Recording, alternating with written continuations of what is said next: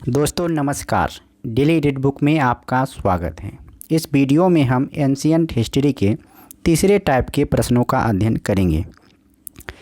इस टाइप में मौर्य साम्राज्य, मौर्योत्तर काल, शुंग, कण्व, सातवाहन, शक तथा पल्लव, चेदी वंश, भारत पर हिंद यमन का आक्रमण, भारत पर यूनानी आक्रमण का प्रभाव, कुषाण वंश तथा संगम युग के प्रश्नों का अध्ययन करेंगे। तो कॉपी पेन लीजिए और मेरे साथ प्रैक्टिस करना शुरू कीजिए। तो चलिए स्टार्ट करते हैं। पहला प्रश्न। ये सभी प्रश्न एग्ज़ाम के पॉइंट ऑफ व्यू से महत्वपूर्ण क्यों हैं? क्योंकि यह सभी प्रश्न पिछले 1997 से 2021 तक जो भी प्रश्न पूछे गए हैं उन सभी प्रश्नों का ये संग्रह है। तो उन सभी प्रश्नों को देखेंगे और किस टाइप के प्रश्न पूछे जाते हैं ये आइडिया आपको ज़रूर लग जाएगा। तो चलिए स्टार्ट करते हैं। चंद्रगुप्त मौर्य के दरबार में भेजा गया यूनानी राजदूत था। ऑप्शन है कौटिल्य, सेल्यूकस निकेटर, मेगास्थनीज या जस्टिन। तो इसका सही जवाब होगा ऑप्शन सी यानी मेगास्थनीज। चंद्रगुप्त मौर्य के दरबार में भेजा गया यूनानी राजदूत था मेगास्थनीज। मेगास्थनीज ने यहीं पर इंडिका नामक पुस्तक की रचना किए थे। कौटिल्य चंद्रगुप्त मौर्य के प्रधानमंत्री थे और इन्हीं की सहायता से चंद्रगुप्त मौर्य ने नंद वंश के अंतिम राजा घनानंद को मारकर मौर्य वंश की स्थापना किए थे। अगला प्रश्न है, क्वेश्चन नंबर 2 है, अर्थशास्त्र की रचना किसने की थी? ऑप्शन है धनानंद, कौटिल्य, बिंबिसार या पुष्यमित्र। तो इसका सही जवाब होगा ऑप्शन 2 यानी कौटिल्य। अर्थशास्त्र की रचना कौटिल्य ने किया था और यह 15 भागों में यानी 15 अभिकरणों में विभक्त था। अर्थशास्त्र ऐसे देखने में तो लगता है कि इकोनॉमिक्स का यह बुक होगा, लेकिन मौर्य वंश के प्रशासन की जानकारी इससे मिलती है। घनानंद नंद वंश का अंतिम राजा था। बिंबिसार हर्यक वंश का संस्थापक था। अगला प्रश्न है क्वेश्चन नंबर 3, सेल्यूकस निकेटर पराजित किया गया था। सेल्यूकस निकेटर पराजित किया गया था। ऑप्शन है अशोक द्वारा, चंद्रगुप्त मौर्य द्वारा, बिंदुसार द्वारा या बृहद्रथ द्वारा। तो इसका सही जवाब होगा ऑप्शन 2 यानी चंद्रगुप्त मौर्य द्वारा। सेल्यूकस निकेटर चंद्रगुप्त मौर्य द्वारा पराजित किया गया था और इसके बाद चंद्रगुप्त का विवाह सेल्यूकस निकेटर की पुत्री कार्नेलिया से हुआ था। बिंदुसार चंद्रगुप्त मौर्य का पुत्र था और बिंदुसार का पुत्र अशोक हुआ। बृहद्रथ मौर्य वंश का अंतिम शासक था। अगला प्रश्न है क्वेश्चन नंबर 4, तक्षशिला विश्वविद्यालय किन 2 नदियों के बीच स्थित है? ऑप्शन है सिंधु तथा झेलम, झेलम तथा रावी, ब्यास तथा सिंधु या सतलज तथा रावी। तो इसका सही जवाब होगा ऑप्शन ए यानी सिंधु तथा झेलम। तक्षशिला विश्वविद्यालय सिंधु तथा झेलम 2 नदियों के बीच स्थित है। अगला प्रश्न है, यूनानियों को भारत से बाहर किसने निकाला था? ऑप्शन है चंद्रगुप्त मौर्य, चंद्रगुप्त विक्रमादित्य, अशोक या बिंदुसार। तो इसका सही जवाब होगा ऑप्शन 1 यानी चंद्रगुप्त मौर्य। यूनानियों को भारत से बाहर चंद्रगुप्त मौर्य ने किया था। चंद्रगुप्त मौर्य मौर्य वंश का संस्थापक था। अगला प्रश्न है क्वेश्चन नंबर 6, कलिंग युद्ध किस वर्ष में हुआ? ऑप्शन है 261 BC, 263 BC, 232 BC या 240 BC। तो इसका सही जवाब होगा ऑप्शन ए यानी 261 BC। कलिंग युद्ध 261 BC में हुआ था और इसकी जानकारी अशोक के 13वें शिलालेख से प्राप्त होती है और उसी में यह वर्णित है कि अशोक कलिंग युद्ध के बाद भीरी घोष के स्थान पर धम्म घोष की स्थापना किया था, क्योंकि बहुत मारकाट हुआ था। उसमें रक्त लहूलुहान को देखते हुए उन्हें उनका हृदय पसीज गया और उसके बाद उन्होंने सांस्कृतिक विजय की ओर बढ़ गए। अगला प्रश्न है क्वेश्चन नंबर 7। प्राचीन भारत का प्रसिद्ध शासक कौन था जिसने अपने जीवन के अंतिम दिनों में जैन धर्म अपना लिया था? ऑप्शन है समुद्रगुप्त, बिंदुसार या चंद्रगुप्त या अशोक। तो इसका सही जवाब होगा ऑप्शन 3 यानी चंद्रगुप्त। प्राचीन भारत का प्रसिद्ध शासक चंद्रगुप्त मौर्य था जिसने अपने जीवन के अंतिम दिनों में जैन धर्म अपना लिया था। इन्होंने अपने जीवन के अंतिम दिनों में भद्रवाहु के साथ श्रवणबेलगोला कर्नाटक चले गए और वहीं चंद्रगुप्त बस्ती को बसाया और वहीं संलेखना विधि द्वारा ये अपना प्राण त्याग दिए थे। संलेखना विधि जैन धर्म का ऐसी विधि है जिसमें अन्न जल त्याग दिया जाता है और उसके बाद मृत्यु को प्राप्त कर लिया जाता है।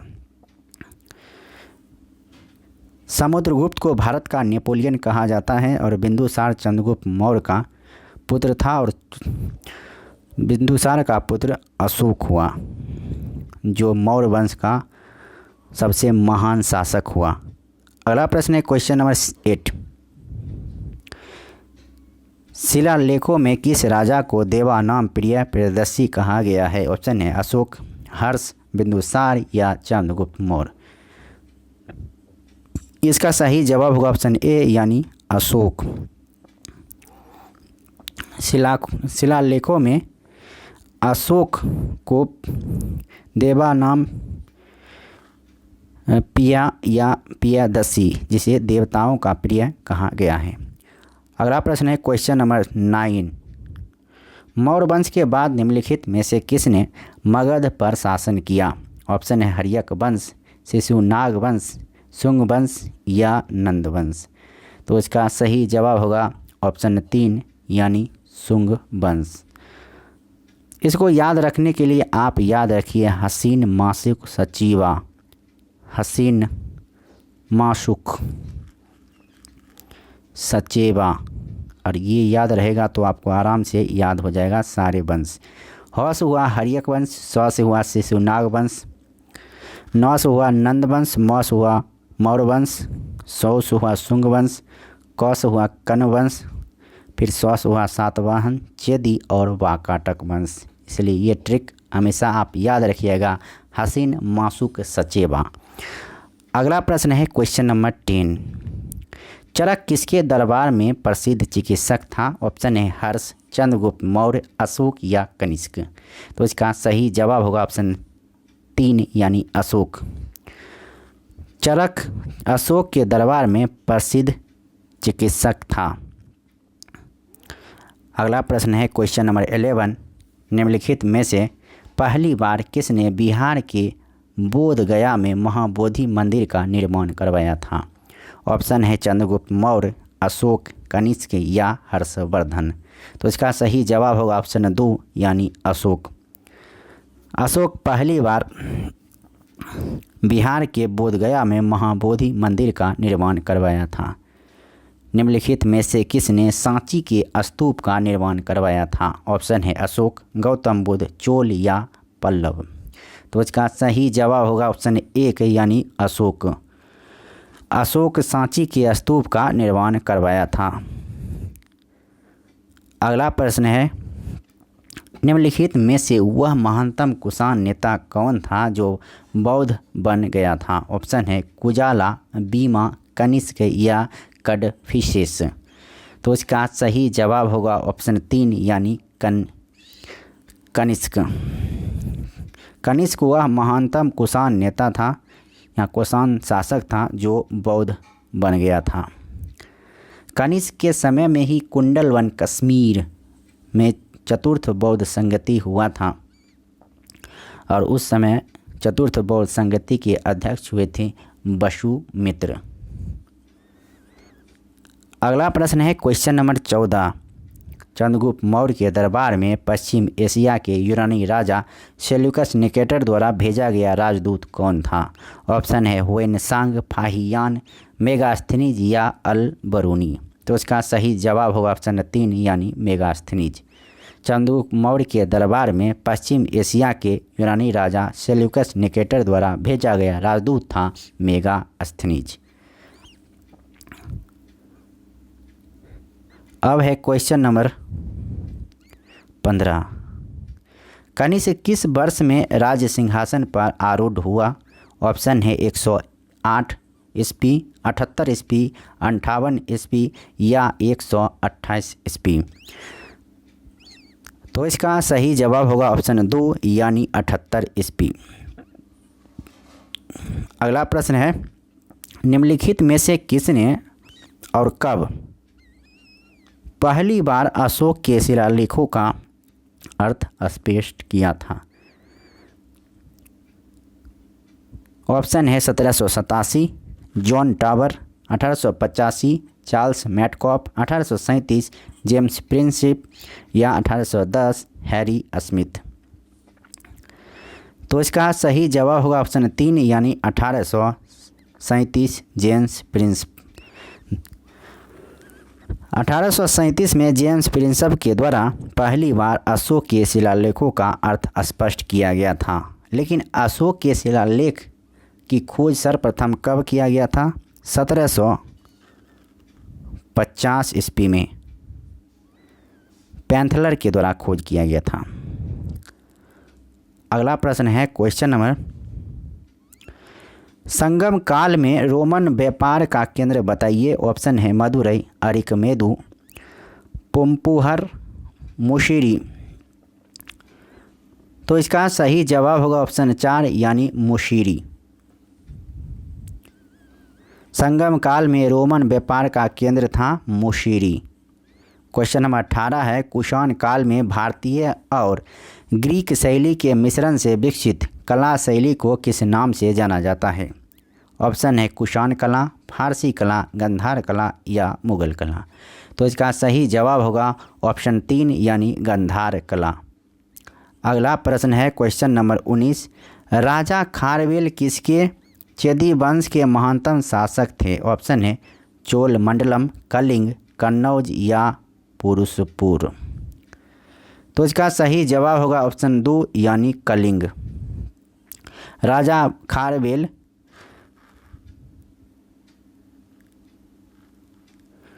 किसके चेदी वंश के महानतम शासक थे? तो इसका सही जवाब होगा कलिंग। अगला प्रश्न है क्वेश्चन नंबर 20। कलिंग के विरुद्ध अशोक के अभियान की जानकारी का मुख्य स्रोत निम्नलिखित में से क्या है? ऑप्शन है स्तंभ लेख 7, महावंश, दिव्यवादन, शिलालेख 13। तो इसका सही जवाब होगा शिलालेख 13। कलिंग के विरुद्ध अशोक के अभियान की जानकारी मुख्य स्रोत है शिलालेख 13वें शिलालेख में। अगला प्रश्न है मौर्य वंश के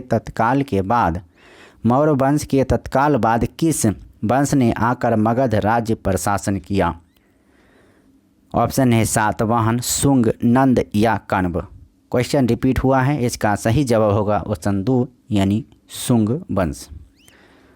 प्राचीन चोल साम्राज्य की राजधानी कहाँ पर थी? प्राचीन चोल साम्राज्य की राजधानी कहाँ पर थी? ऑप्शन है उरैयूर, कावेरीपट्टनम, तंजावुर या मदुरै। तो इसका सही जवाब होगा ऑप्शन 1 यानी उरैयूर। अगला प्रश्न है क्वेश्चन नंबर 23। कुषाण वंश के प्रसिद्ध राजा का नाम बताइए। ऑप्शन है कनिष्क, पुलकेशिन, हर्ष या विक्रमादित्य। तो इसका सही जवाब होगा ऑप्शन 1 यानी कनिष्क। कुषाण वंश के प्रसिद्ध राजा का नाम था कनिष्क और इसी के समय में कुंडलवन कश्मीर में चतुर्थ बौद्ध संगति हुई थी।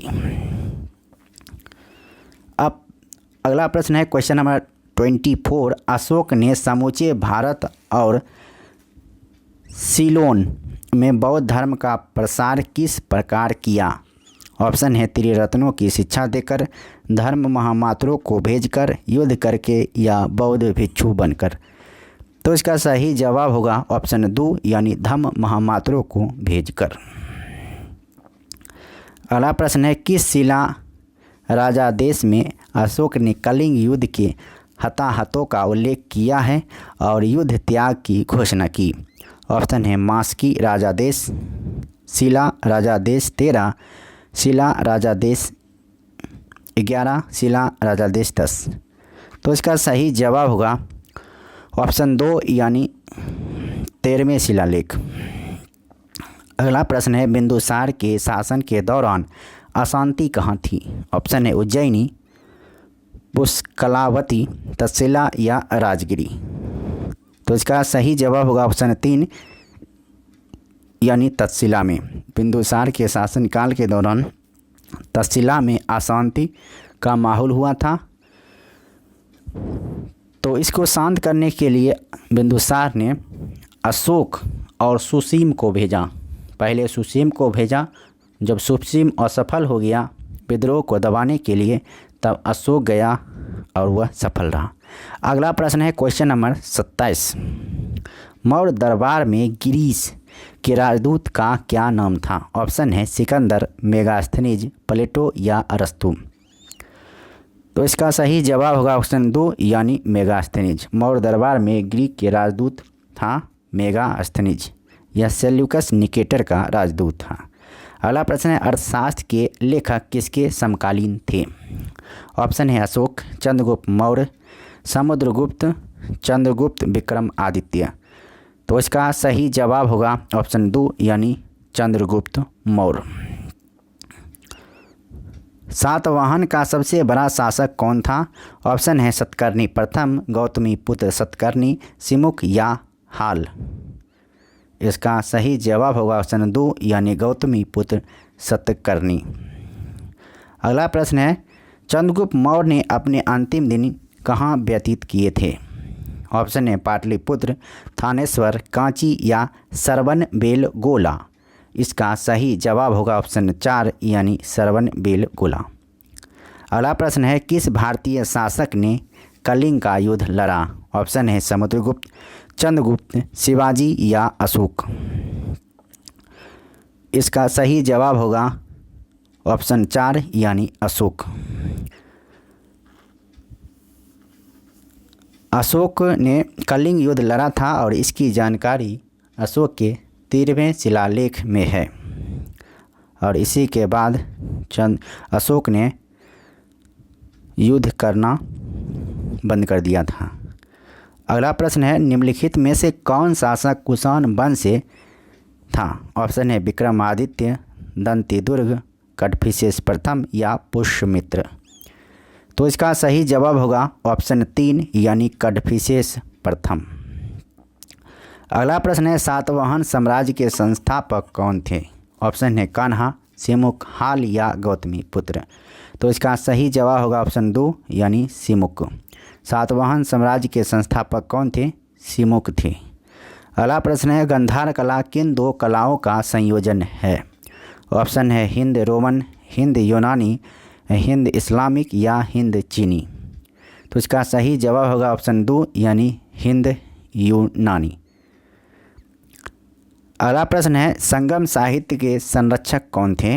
ऑप्शन है नायक, चंदेल, पांड्य या सोलंकी। तो इसका सही जवाब होगा ऑप्शन 3 यानी पांड्य। संगम साहित्य के संरक्षक थे पांड्य। अशोक के शिलालेख पर किस लिपि का प्रयोग किया गया था। ऑप्शन है ब्राह्मणी, देवनागरी, गुरुमुखी या संस्कृत। तो इसका सही जवाब होगा ऑप्शन 1 यानी ब्राह्मणी। अशोक के शिलालेख पर मुख्यतः 4 लिपि का प्रयोग किया गया था और ऑप्शन के हिसाब से इसमें ए होगा यानी ब्राह्मणी लिपि। इसके अलावे ब्राह्मणी के अलावे खरोष्टी, ग्रीक, अरमाइक लिपि का भी प्रयोग किया गया था। ब्राह्मणी लिपि को बाएं से दाएं लिखते हैं क्योंकि ब्राह्मणी लिपि का ही भाग है देवनागरी लिपि और देवनागरी लिपि में भी हम बाएं से दाएं की ओर लिखते हैं। खरोष्टी लिपि में दाएं से बाएं की ओर लिखा जाता है। अगला प्रश्न है क्वेश्चन नंबर 37। मौर्य साम्राज्य की राजधानी कहाँ स्थित थी? ऑप्शन है पाटलिपुत्र, वैशाली, लुम्बिनी या गया। तो इसका सही जवाब होगा ऑप्शन 1 यानी पाटलिपुत्र। मौर्य साम्राज्य की राजधानी पाटलिपुत्र थी, पाटलिपुत्र था। और पाटलिपुत्र को किसने बसाया था? उदयन ने के द्वारा बसाया गया था। लुम्बिनी में गौतम बुद्ध का जन्म हुआ था और बोध गया में गौतम बुद्ध को ज्ञान की प्राप्ति हुई थी पीपल वृक्ष के नीचे। तृतीय बौद्ध संगति अशोक के समय में ही वैशाली में हुआ था। अगला प्रश्न है क्वेश्चन नंबर 38। भारतीय कला का वह कौन सा स्कूल है जो ग्रीको रोमन बौद्ध आर्ट के नाम से भी जाना जाता है? ऑप्शन है मौर्य, शुंग, गांधार या गुप्त। तो इसका सही जवाब होगा ऑप्शन 3 यानी गांधार। भारतीय कला का वह कौन सा स्कूल है जो ग्रीक रोमन बौद्ध आर्ट के नाम से भी जाना जाता है? गांधार कला। अशोक किस राजवंश के राजा थे? अशोक किस राजवंश के राजा थे? ऑप्शन है प्रदोत, हर्यक, मौर्य या नंद। तो इसका सही जवाब होगा ऑप्शन 3 यानी मौर्य। अशोक मौर्य राजवंश के राजा थे। धम्म की शिक्षा देने के लिए अशोक ने किन पदाधिकारियों की नियुक्ति की थी?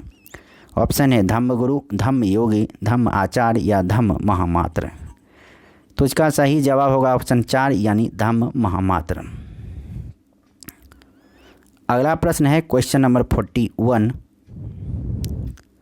संगम युग का तोल्काप्पियम डैश साहित्य का सबसे बड़ा कार्य है? ऑप्शन है तमिल, तेलुगु, संस्कृत या कन्नड़। तो इसका सही जवाब होगा ऑप्शन 1 यानी तमिल। भारत सरकार के प्रतीक में निम्नलिखित में से कौन मौर्य वंश से अपनाया नहीं गया था? ऑप्शन है सत्यमेव जयते, सांड, घोड़ा या 4 सिर। तो इसका सही जवाब होगा ऑप्शन 1 यानी सत्यमेव जयते। अगला प्रश्न है नंद राजवंश का संस्थापक कौन था? ऑप्शन है धनानंद, महेंद्र, महापद्म नंद या गजानंद। तो इसका सही जवाब होगा ऑप्शन 3 महापदानंद। नंद वंश का संस्थापक था महापद्म नंद और घनानंद नंद वंश का अंतिम शासक था। यूनानी राजदूत मेगास्थनीज इनमें से किस शासक के दरबार में था? ऑप्शन है अशोक, चंद्रगुप्त, बिंदुसार या चाणक्य। तो इसका सही जवाब होगा ऑप्शन 2 यानी चंद्रगुप्त। यूनानी राजदूत मेगास्थनीज चंद्रगुप्त के दरबार में था। अगला प्रश्न है निम्नलिखित शासकों में से किसके लिए एका ब्राह्मण प्रयुक्त हुआ है? ऑप्शन है खारवेल, सुशर्मन, पुष्यमित्रशुंग या गौतमी पुत्र सतकर्णी। तो इसका सही जवाब होगा ऑप्शन 4 यानी गौतमी पुत्र सतकर्णी। अगला प्रश्न है ग्रीक यानी यूनानी लेखकों द्वारा अर्गमीज या जेंड्रमीज किसे कहा गया है? ऑप्शन है अजातशत्रु, कलाशोक, महापद्म नंद या घनानंद। तो इसका सही जवाब होगा ऑप्शन 4 यानी धनानंद। निम्नलिखित में से किसकी जानकारी अशोक के शिलालेखों से मिलती है? ऑप्शन है जीवन वृत्त, आंतरिक नीति, विदेशी नीति। सभी विकल्प सही हैं। तो इसका सही जवाब होगा ऑप्शन 4 यानी सभी विकल्प सही हैं। अशोक के शिलालेखों से इन सारी जानकारी मिलती है। अगला प्रश्न है क्वेश्चन नंबर 48। निम्नलिखित में से किसने सांची के स्तूप का निर्माण करवाया था? ऑप्शन है अशोक, गौतम बुद्ध, चोल या पल्लव। तो इसका सही जवाब होगा ऑप्शन 1 यानी अशोक। सांची के स्तूप का निर्माण अशोक के द्वारा करवाया गया था। अगला प्रश्न है कुषाण साम्राज्य के संस्थापक कौन थे? ऑप्शन है कनिष्क, बिम्ब कडफिसेस, कुजुल कडफिसेस या वशिष्ठ। तो इसका सही जवाब होगा ऑप्शन सी यानी कुजुल कटफिसेस कुषाण साम्राज्य के संस्थापक थे। कुषाण साम्राज्य के महानतम शासक थे कनिष्क। अगला प्रश्न है सारनाथ स्तंभ के ऊपर रखे हुए शेर जिन्हें हम अपने नोटों पर देखते हैं वास्तविकता में किस पदार्थ पर नक्काशित हैं? ऑप्शन है कांच, पत्थर, लोहा या तांबा। तो इसका सही जवाब होगा ऑप्शन 2 यानी पत्थर। अगला प्रश्न है सारनाथ स्तंभ का चक्र निम्न में से किसे इंगित करता है? ऑप्शन है कानून, क्रांति, प्रगति या धर्म। तो इसका सही जवाब होगा ऑप्शन 3 यानी प्रगति। सारनाथ स्तंभ का चक्र प्रगति को इंगित करता है।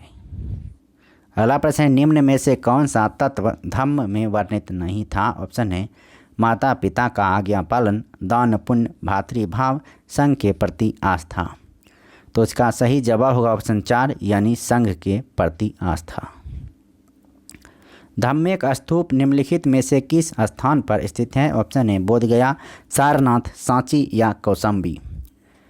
तो इसका सही जवाब होगा ऑप्शन 2 यानी सारनाथ। धम्मेक स्तूप सारनाथ में स्थित है और यह स्तूप किसके द्वारा बनवाया गया था? अशोक के द्वारा। अगला प्रश्न है शक संवत की स्थापना डैश में की गई थी? ऑप्शन है ईसा पूर्व 57, 78 ईस्वी, 319 ईस्वी या 248 ईस्वी। तो इसका सही जवाब होगा ऑप्शन 2 यानी 78 ईस्वी। शक संवत का स्थापना 78 ईस्वी में किया गया था। अगला प्रश्न है चोल साम्राज्य के संस्थापक का नाम बताइए जिसने तंजौर पर कब्जा किया और जिसके बाद आदित्य वन राजा बना। ऑप्शन है गंडादित्य, उत्तम, राजाधिराज या विजयलय। तो इसका सही जवाब होगा ऑप्शन 4 यानी विजयलय। क्वेश्चन नंबर 56 है सारनाथ में स्थित डैश स्तूप का निर्माण महान मौर्य सम्राट अशोक ने किया था? यह भारत में स्थित प्रमुख बौद्ध संरचनाओं में से एक है। ऑप्शन है धौली, धम्मेक, भरूच या ललितगिरी। तो इसका सही जवाब होगा ऑप्शन 2 यानी धम्मेक। अगला प्रश्न है भारत में चट्टानों को काटकर बनाई गई सबसे पुरानी बची हुई बराबर गुफाएं निम्नलिखित में से किस काल की है? ऑप्शन है चोल वंश, गुप्त साम्राज्य, मौर्य साम्राज्य या चेरा वंश। तो इसका सही जवाब होगा ऑप्शन 3 यानी मौर्य साम्राज्य। सिकंदर ने भारत पर डैश में हमला किया था? ऑप्शन है 467 ईसा पूर्व, 323 ईसा पूर्व, 454 ईसा पूर्व या 326 ईसा पूर्व। तो इसका सही जवाब होगा ऑप्शन 4 यानी 326 ईसा पूर्व। सिकंदर ने भारत पर पहला आक्रमण भारत पर हमला 326 ईसा पूर्व में किया था। तमिल महाकाव्य शिल्पाधिकारम का लेखन किसने किया? ऑप्शन है सतनार, इलंगो, अदिगल, तिरुवल्लुर या अब्बैयर। तो इसका सही जवाब होगा ऑप्शन 2 यानी इलंगो अदिगल।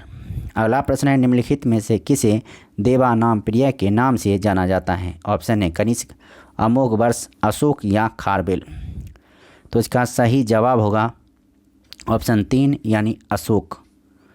देवानामप्रिय के नाम से अशोक जाना जाता है। प्राचीन भारत में गांधार कला किस साम्राज्य के समय विकसित हुई? ऑप्शन है कुषाण, गुप्त, मौर्य या चोल। तो इसका सही जवाब होगा ऑप्शन 1 यानी कुषाण। प्राचीन भारत में गांधार कला कुषाण के समय विकसित हुई थी। क्वेश्चन नंबर 62 है निम्नलिखित में से कौन से स्तंभ शैल कर्तित स्तंभों को दर्शाते हैं? ऑप्शन है अकामीनियन स्तंभ, गोथिक स्तंभ, मौर्य स्तंभ या फारसी स्तंभ। तो इसका सही जवाब होगा ऑप्शन 3 यानी मौर्य स्तंभ। अगला प्रश्न है क्वेश्चन नंबर 63। 3 विभिन्न कालों अर्थात मौर्य काल, गुप्त काल और मुगल काल के शिलालेखों से युक्त एक स्तंभ कहाँ स्थित है? ऑप्शन है लौरिया नंदनगढ़ में, टोपरा में, इलाहाबाद में या रुमन देवी में। तो इसका सही जवाब होगा ऑप्शन 3 यानी इलाहाबाद में। अगला प्रश्न है तोल्कापियर डैश भाषा के एक प्रसिद्ध प्राचीन व्याकरण हैं। ऑप्शन है तमिल, तेलुगु, कन्नड़ या उड़िया। तो इसका सही जवाब होगा ऑप्शन ए यानी तमिल। अगला प्रश्न है क्वेश्चन नंबर 65। लगभग 600 वर्षों तक परित्यक्त रहने के बाद सांची की खोज किस वर्ष की गई? ऑप्शन है 1816 में, 1818 में, 1814 में या 1820 में। तो इसका सही जवाब होगा ऑप्शन 2 यानी 1818 में। अगला प्रश्न है गुजरात में डैश झील वस्तुतः एक कृत्रिम जलाशय है जो मौर्यों के शासन के दौरान बनाया गया था। ऑप्शन है लोनार, लोकटक, सुदर्शन या पुष्कर। तो इसका सही जवाब होगा ऑप्शन 3 यानी सुदर्शन। गुजरात में सुदर्शन झील वस्तुतः एक कृत्रिम झील है जो मौर्यों के शासन के दौरान बनाया गया था। अगला प्रश्न है विक्रम संवत कब आरंभ हुआ था? ऑप्शन है ईसा पूर्व 57 में, ईसा पूर्व 55 में, ईसा पूर्व 50 में या ईसा पूर्व 47 में। तो इसका सही जवाब होगा ऑप्शन 1 यानी ईसा पूर्व 57 में। क्वेश्चन नंबर 68 है इनमें से किस राज्य में अशोक की जौघट शिला राजाज्ञा स्थित है? तो इसका सही जवाब होगा ऑप्शन 1 यानी ओडिशा। ओडिशा राज्य में अशोक की जौघट शिला राजाज्ञा स्थित है। अगला प्रश्न है कौन सा मौर्य शासक बौद्ध धर्म का अनुयायी बना? ऑप्शन है समुद्रगुप्त, वृद्धरथ, अशोक या चंद्रगुप्त। इसका सही जवाब होगा ऑप्शन 3 यानी अशोक। अशोक मौर्य शासक बौद्ध धर्म का अनुयायी बना। अशोक ऐसा शासक था जो बौद्ध धर्म का अनुयायी बना था। प्राचीन भारत में वाकाटक राजवंश के संस्थापक कौन थे? ऑप्शन है सर्वसेन, बिंदशक्ति, प्रवरसेन या रुद्रसेन। तो इसका सही जवाब होगा ऑप्शन 2 यानी बिंदशक्ति। अगला प्रश्न है निम्न में से किस शासक ने अपनी प्रजा और अधिकारियों के लिए पत्थर की सतहों पर अपने संदेश उत्कीर्णित किए थे? ऑप्शन है अशोक, चंद्रगुप्त प्रथम, बिंदुसार या चंद्रगुप्त मौर्य। तो इसका सही जवाब होगा ऑप्शन 1 यानी अशोक। अगला प्रश्न है चंद्रगुप्त ने डैश के खिलाफ विद्रोह का नेतृत्व किया और उन्हें पराजित कर दिया? ऑप्शन है शिशुनाग, कुषाण, हर्यक या नंद। इसका सही जवाब होगा ऑप्शन 4 यानी नंद। चंद्रगुप्त ने नंद वंश के खिलाफ विद्रोह का नेतृत्व किया और उन्हें पराजित कर दिया। अब है क्वेश्चन नंबर 73 यानी लास्ट प्रश्न है इस वीडियो का। कंटक शोधन नामक न्यायालय का प्रचलन डैश साम्राज्य में था? ऑप्शन है कुषाण, मौर्य, चोल या राष्ट्रकूट। तो इसका सही जवाब होगा ऑप्शन 2 यानी मौर्य। तो इस वीडियो में इतना ही। अब फिर मिलते हैं नेक्स्ट वीडियो में टाइप नंबर 4 के साथ। तब तक के लिए नमस्कार। वीडियो अच्छा लगा तो लाइक कीजिए और चैनल पर नए हैं तो चैनल को सब्सक्राइब कीजिए, क्योंकि यह बुक को जल्द से जल्द हम समाप्त करने वाले हैं। तो आप छूट जाइएगा। हम अगला वीडियो जब अपलोड करेंगे तो आपको नोटिफिकेशन नहीं जाएगा तो आप नहीं देख पाइएगा। इसलिए जल्द से जल्द चैनल को सब्सक्राइब कर लीजिए और लगातार हम आपके लिए वीडियो लाते रहेंगे। धन्यवाद। वंदे मातरम।